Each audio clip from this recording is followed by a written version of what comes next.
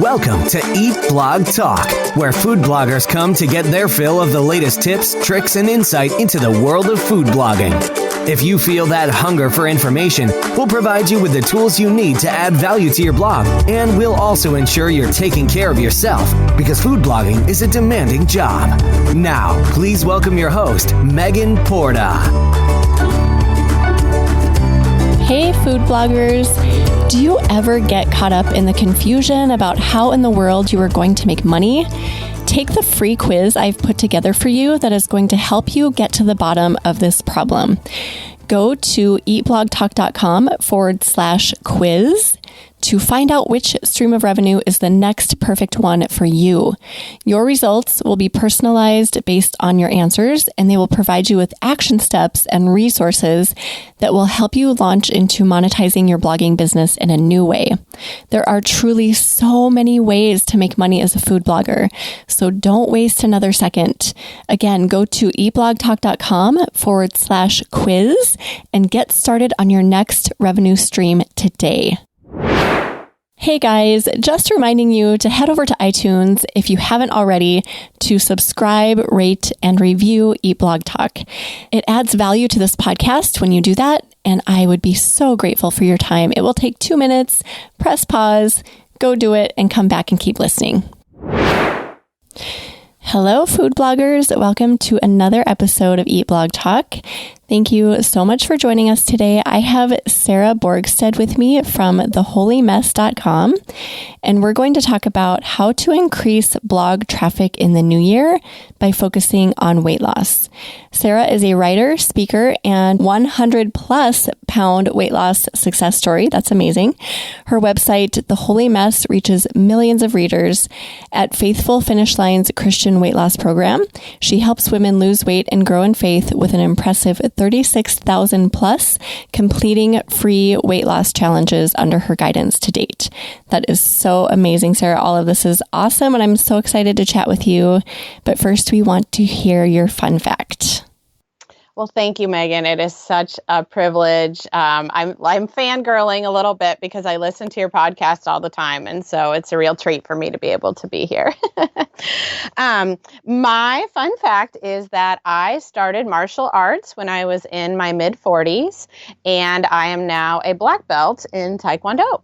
Oh my goodness. Okay, never had that fun fact before. That's super cool. Wow. Thank you. It's proof that you can start something later in life and still be successful, or even if you kind of bumble along. You know, I've had young kids as young as like 6 or 7 teaching me about how to do different things in the sport. So it's been humbling, but great. 2 of my sons, we have 5 children, also do Taekwondo, and I used to go and sit on the sidelines and, you know, frantically go through my social media on my phone until I realized that I could participate with them. Oh. And so that's what I did. We so get caught up in those mindsets, right? Like where we think we're too old to do something or start something. And this is proof that you can do anything and you're never too old. If you have anything on your mind that you're thinking right now, but I couldn't do that because I'm too old, it's not true. You can start anything. So Sara is giving you permission. Absolutely. It's so yes. true. So fun. I love that. And I was telling you before we started recording that I'm really excited to dive into this topic today about how to increase blog traffic in the new year by focusing on healthy eating and weight loss, because we have never covered this. And I think it's a really important topic to cover because we all experience, I shouldn't say all of us, because I do know some bloggers who typically write and post about healthy eating, and they actually get boosts in January. But a lot of people, myself included, we experience those lulls, and it's really disheartening. I expect it every year, and it comes every year, and it's like, I'm not surprised. Here it is again. We can actually all kind of focus on that healthy eating side and even the weight loss in order to give ourselves a boost.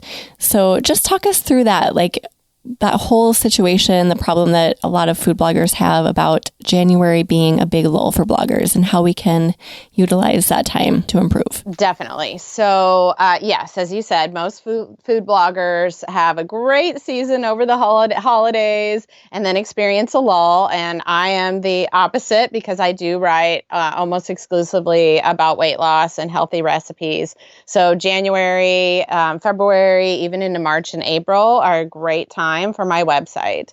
And that can be true for you as well. While healthy recipes might not always be your focus, that's totally fine. There are things that you can do to increase your traffic during that time to capture people who are interested.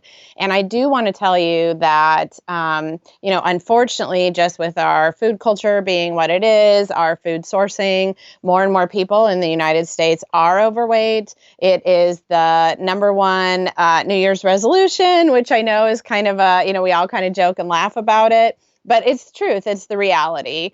And, even people who maybe don't need to lose weight are recognizing that they need to eat healthier. They don't feel as good when they're eating a lot of extra fat, sugar, and salt. And so all of us can see a rise in our traffic by focusing on the people that do have that as a priority in the new year. So what can we do now? When this episode gets published, it will be probably early October-ish. What can we do at this point? Because we'll have a few months to prepare.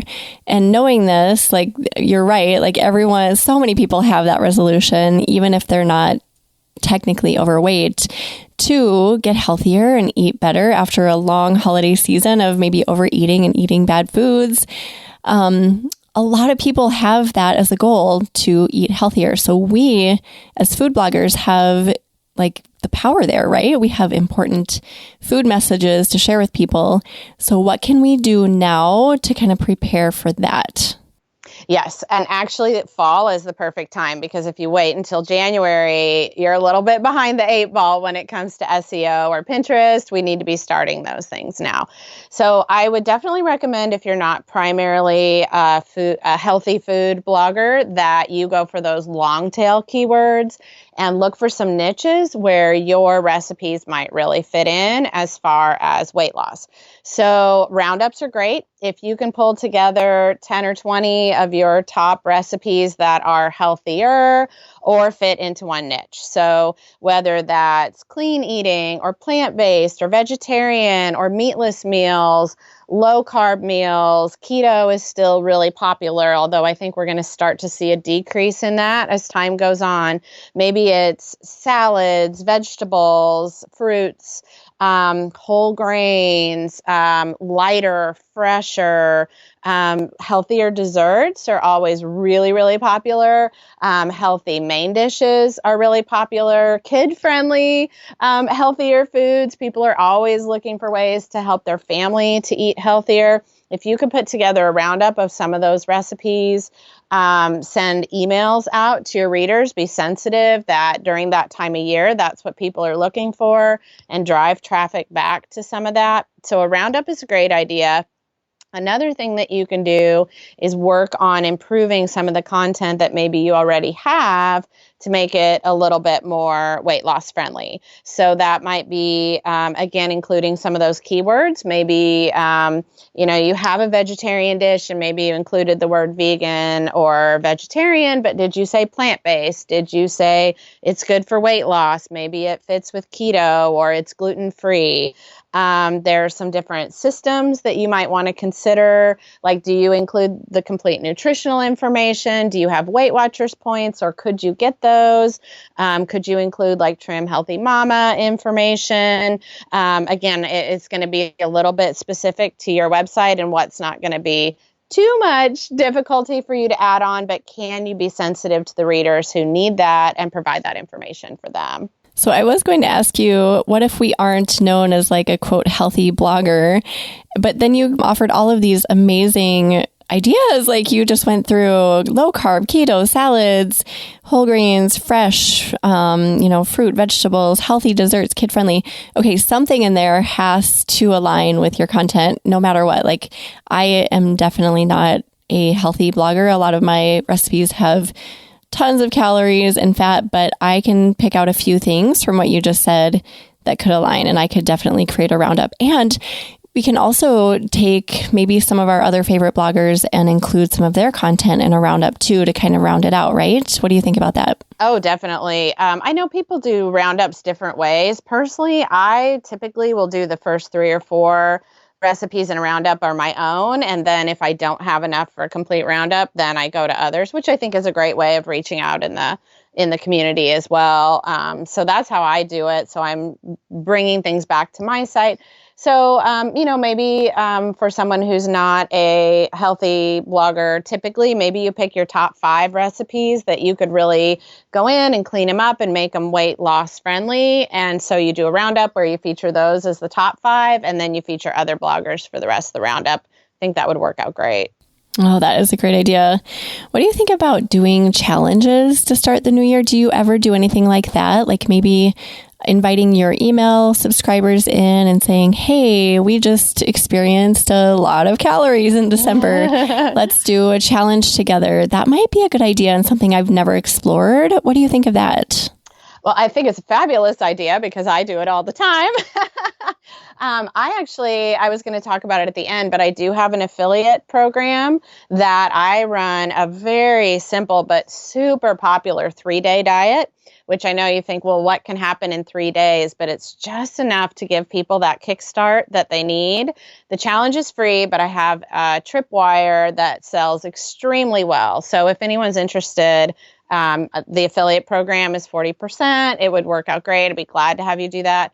I guess what I would say is if you don't typically do that, it can be a lot to take on, depending on how big you make the challenge. I think starting with revamping some of the content you already have, maybe sharing a challenge that someone else is doing as an affiliate, might be at least a great way to get your feet wet, just because I don't want to see you take on too much if you don't really have enough of an audience for it. Yeah, that makes sense. And don't you feel like this year is the year to focus on this content because I'm not going to say we all, but so many of us, even the most well-intended, have added a few pounds because of the pandemic and being quarantined that we just can't shed. And I feel like this is a common theme throughout the world, really. I mean, I've heard people all over the world say this.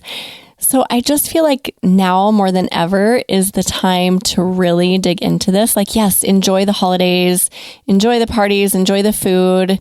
Maybe don't try not to go overboard, but then after that, it's like, okay, we're all just going to be ready to buckle down. Oh, yes. So listen to this statistic. I was shocked when I saw this. The average person during the time when we were on complete quarantine and really lockdown gained 1.5 pounds per month. Oof.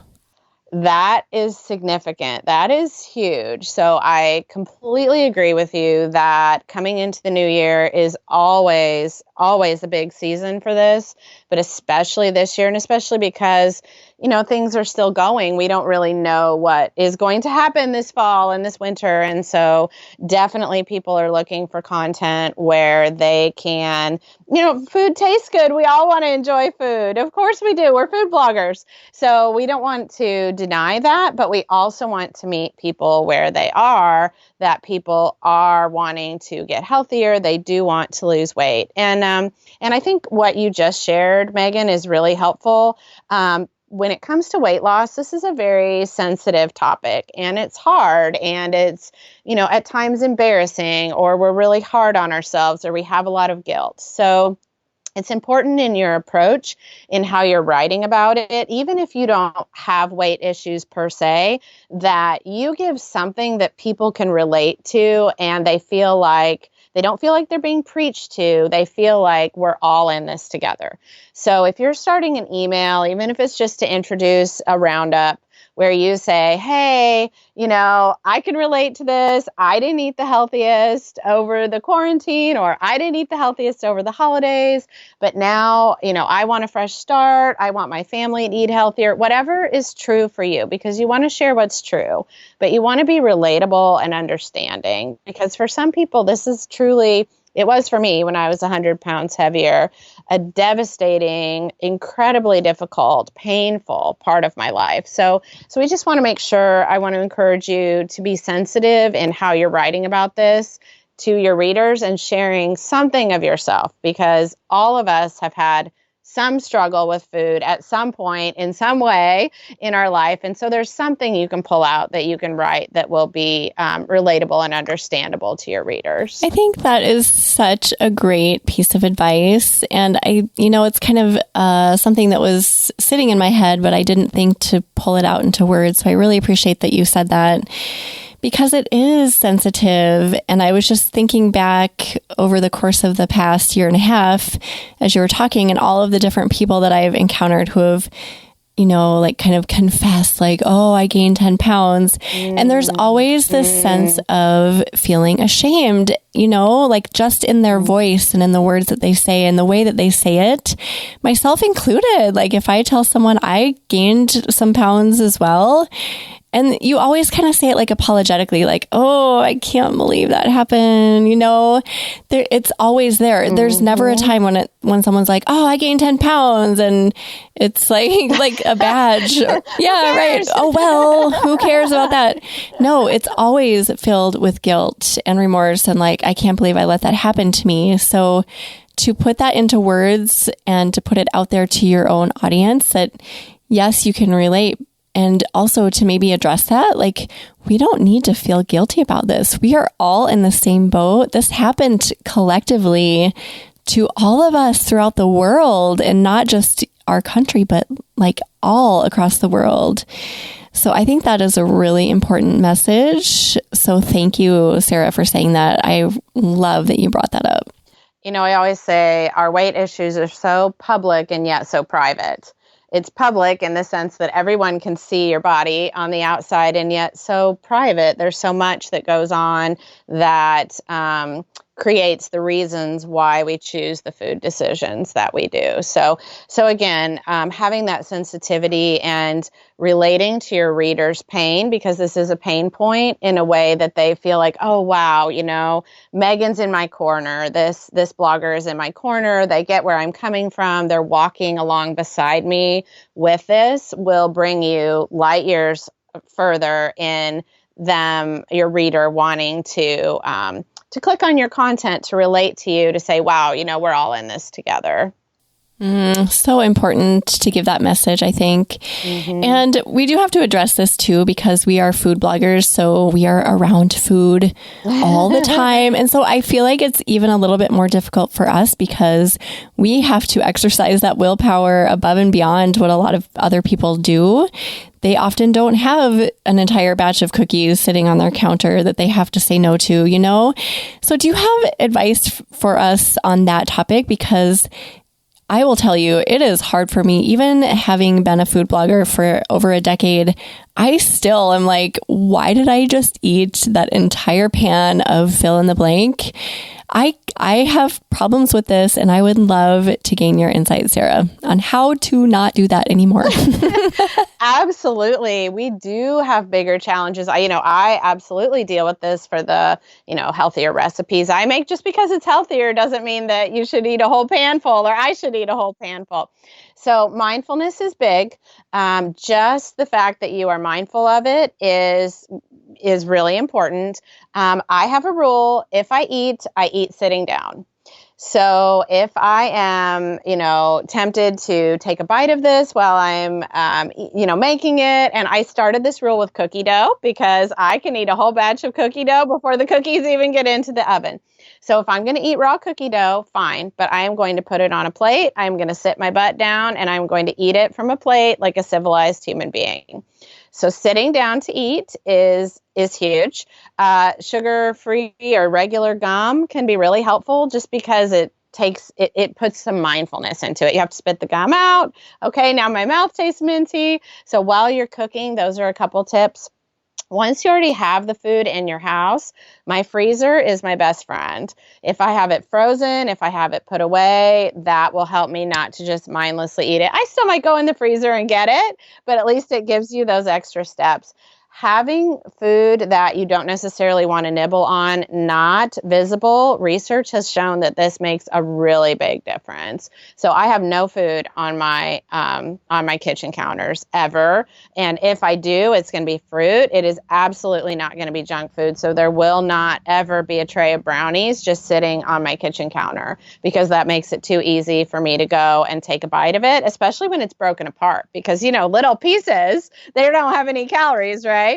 So, I'm going to have it packaged. I'm going to have it put away. I'll have it put up in a high shelf in the pantry where I don't see it, or it'll be in the freezer. But having it out of sight, research has shown that really can make a big difference. These are great. Oh my gosh. I love the minty gum tip, because there's nothing grosser than having mint flavor in your mouth and then enjoying like a brownie. That does not work well. Right.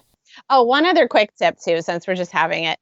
When I started working from home, because I work full time on my website, I have kitchen open, kitchen closed times. So if you're a person that tends to graze, this might be helpful for you. So maybe you decide, I'm going to eat breakfast from 7 to 8, and then the kitchen is closed, and then the kitchen doesn't open again until 11 to 12, and then again from 4 to 6 or whatever. This was really helpful for my family too, when they all came home and even school was home and work was home. All of a sudden, I'm like, why is the kitchen sink full of dishes all the time? It's because my family was eating all the time. Like, no, we can't be doing this. It doesn't matter if you have weight issues or not. You don't need to graze the day away. So having some of those boundaries for yourself is helpful and not a bad thing. I need to implement that in my family, because I have a grazer. My 11-year-old literally will eat all day long, and then we get to dinner and he's like, I'm not hungry. I'm like, well, I wonder why. You've been eating all day. It's really tempting when those of us who are home, and it can be healthy. There's absolutely nothing wrong with snacking. I'm not trying to say that snacking isn't good, but if we're eating for entertainment, which a lot of times that's what grazing is, like, oh, I'm right in the middle of this project. Oh, maybe my stomach's growling. Maybe I need a little snack. That's when it's not such a healthy behavior. Yeah, I find myself randomly throughout the day just staring in my pantry. And I'm like, what am I even looking for? I catch myself and then I'm just like, okay, back away. And then I shut the door. But isn't that funny how we just automatically go to the fridge or the pantry and we just kind of stare in like we're expecting something to jump out at us and something new, yeah. Right? Well, the thing about food and eating is food tastes good. Food tastes good in the mouth. It tastes great. And food also changes our physical state. So you can change your emotional state, your psychological state by changing your physical state. And it's pretty quick. It's pretty easy. We have almost limitless access to food in our culture right now. So it works. It's something that we can do that works, and so there's nothing wrong with it. But again, if we're trying to fill an emotional need, a psychological need, fill a void, relax, sometimes using food isn't really the best approach. And for those of us with weight issues, it's definitely having negative consequence. And so that's the time where it's important to step in, not in a harsh or critical way of ourselves, but in a very compassionate, loving way. Sometimes I almost feel like there's that little toddler part of me that wants to go have a snack to feel better. And the adult part of me is just very lovingly, graciously saying, oh, we'll have some food later when it's dinner time. But right now we're going to go do something else. And maybe it's to get back to work. Maybe it's to put my feet up and read a magazine for a few minutes, or, just find a way to relax because I need a break, but I really don't need food. I love that. Just being really kind with yourself and recognizing that maybe you need something, but it doesn't need to be food. But there are times though, when I just really want a bite or two of ice cream, and I don't feel like there's anything wrong with, if I truly am craving that ice cream that's in my freezer and I literally take 2 bites, I feel good about that. There are times when you can just, satisfy that craving and then just be done, right? You don't have to eat the whole thing. You can just take a bite or two, thoroughly enjoy it, and then put it aside and you're like, okay, that was what I needed. Oh, absolutely. And I love what you're saying, that you totally are mindful and present in those 2 bites and enjoy it. So for me, that would be for me to sit down. And I would even take it one step further and put it in a tiny little bowl, a pretty bowl, instead of just eating it out of the ice cream carton. For me, I've just found that I can be more mindful when I have it on a plate in a very respectful way for my body. But it wouldn't have to be. But it's that there's a big difference between mindfully enjoying 2 bites, savoring it, loving it. It just completely meets that need, versus sort of drive-by eating it, and you almost don't even know you're eating it, and you're kind of trying to hide it from yourself, and then you can't really enjoy it. So mindfully enjoying it, I think is great. Go for it. Just make sure that you're doing it in a very present, gracious way, as opposed to a kind of hidden, oh, maybe I'll take these few bites of Oreos in the pantry when nobody notices. Maybe I don't even notice. And then I keep going really quickly through my day. I love your idea to just put it in a little bowl, even if it is just 2 small bites, because then it's number one, it takes effort to do that. So it's you're going through the effort, you're sitting down with it, you're kind of making it an event, or a little bit of a big deal. And it's not, I love your term drive-by. It's not a drive-by eating. You are sitting down, being super mindful and making it almost an occasion. I'm going to enjoy these 2 bites to the absolute fullest. And there's a huge difference there. You know it internally when you're doing that versus the quick Oreo in the pantry and you don't even remember eating it. What did it even taste like? I have no idea. I just ate it. That was pointless. Exactly. Exactly. Yes. Do make it an experience. We as food bloggers know this more than anyone else. There's so much more to food than just the taste. There's the experience, there's the smell, there's the beauty, and not every time you eat needs to be, blog worthy. But, honestly, sometimes I really enjoy eating something pretty and not taking a picture of it. Oh, thank goodness I don't have to have a beautiful picture of this. But just enjoying it, experiencing it for yourself so that you can be fully present and enjoying it. If you're going to splurge on all the calories or, the fat, enjoy it. Sit down, make it a moment and enjoy it. Yes. And Sara, we can actually, everything we're talking about right now kind of relates to blogging and being around food a lot, but we can talk about this with our audience, right? I think that would make us so real and relatable to say, you guys, I've got a real problem. I have food around me all day long and it's really hard. So I get it, and kind of go into that thing where I know you just went through a holiday season. I'm here with you. I'm experiencing the same thing. It is hard for me, and here are my tricks. Here's what I do. Maybe this will help you as well. Oh my goodness. I predict that I would love to hear from some of you. If you have never addressed this topic with your audience and you write an email like that in January or the beginning of a blog post, you will get so many emails back from people who say, wow, I had no idea you struggled the same way I do. I feel so alone. Or, oh my gosh, I do that too. Or I've struggled with weight my whole life. And I could almost guarantee you it will resonate so strongly with your audience. Oh, I got goosebumps a little bit when you were saying that. I feel like every single human, I think you said this earlier, has had at some point, struggles with food on some level, whether it's weight loss or just what we're talking about here. So everyone has this problem. It's a common thread throughout all humans. So to address it, I think would be really powerful. And what better time than January? So start thinking through how to do that now. And just kind of recap some things that Sara brought to the table about refreshing your content for January, preparing now while it's fall, thinking about those long tail keywords, going through some of your healthier content to give it, spruce it up a little bit, make it updated, current, maybe pull some roundups together, go to your favorite bloggers and pull some of their material together as well. And I think you could really set yourself up for a nice January this year, which sounds really appealing after the holidays. There's that slump coming. So is there anything we've missed, Sara, that you feel like we should cover before we start saying goodbye?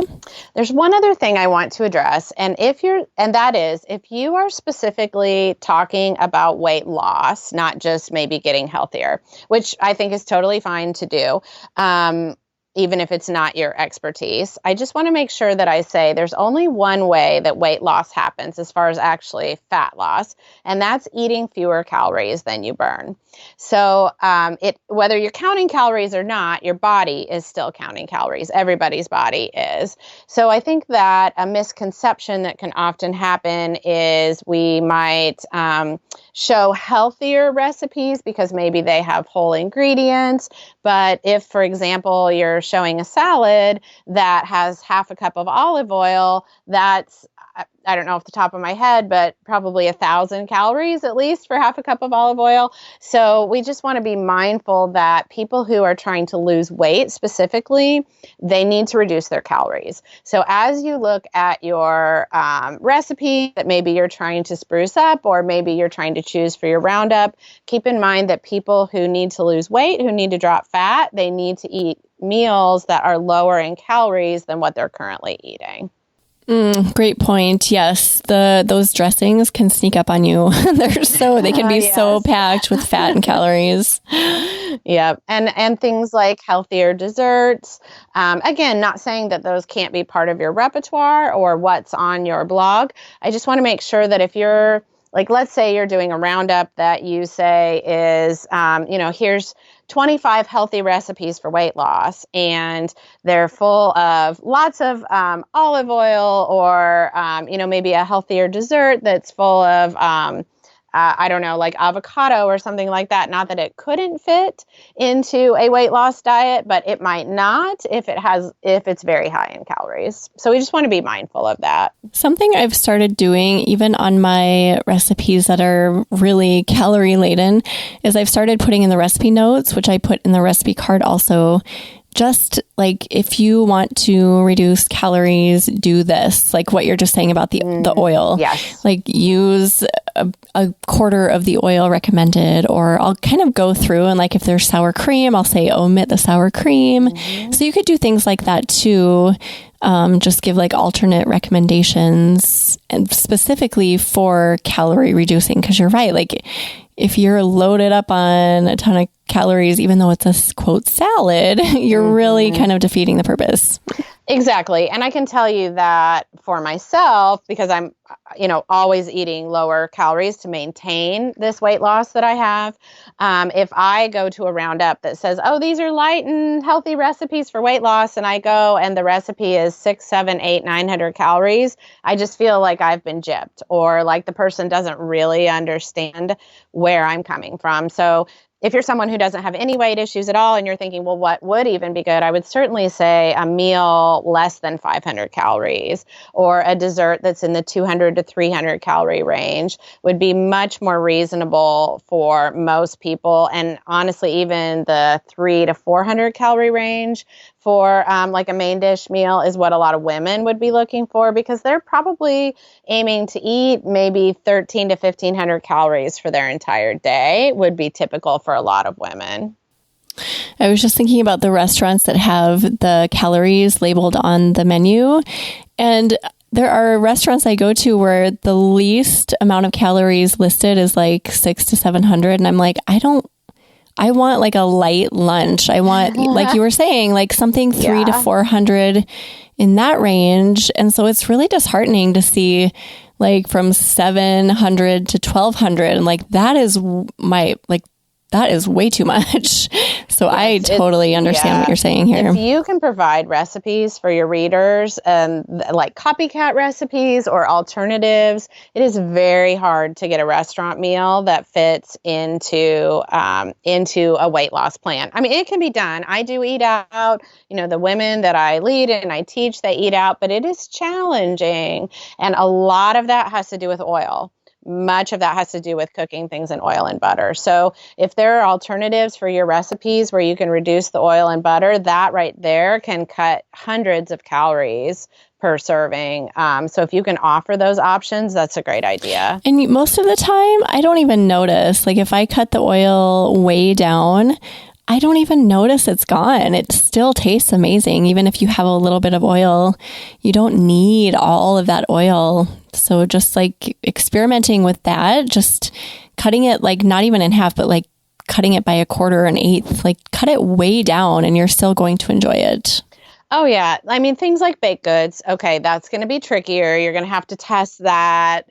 But if you're sauteing, I can't even think of why you would need to saute in a quarter cup of olive oil, like some recipes call for. And honestly, I don't even use olive oil at all in some of my recipes. I just use vegetable broth because if it's going to go in a soup or something anyway, you're not going to taste the difference. So really cutting that down, or at least offering that as an option to your readers, will have a really big impact in a positive way as far as reducing the calories. It's not going to change the flavor at all. I totally agree. This has been so fun, Sara. Thank you for being here today and just sharing all of this value. This is such an important topic and the perfect time to talk about it because January is right around the corner.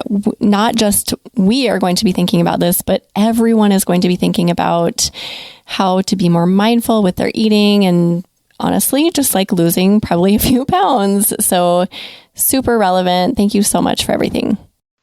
Well, thank you so much. I would be glad if any of your listeners have any questions. You can email me, Sara@theholymess.com. You can come to my website or use the contact form.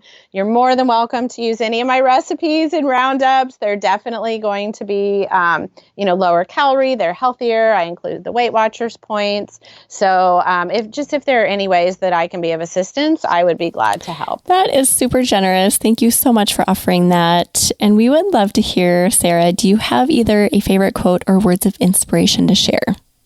I do have a quote. So this is from Matthew 19:26 in the Bible, and it says, "With man it is impossible, but with God all things are possible." Oh, love it. I have not had anyone quote the Bible. So I love that you just did that. Thank you so much for that.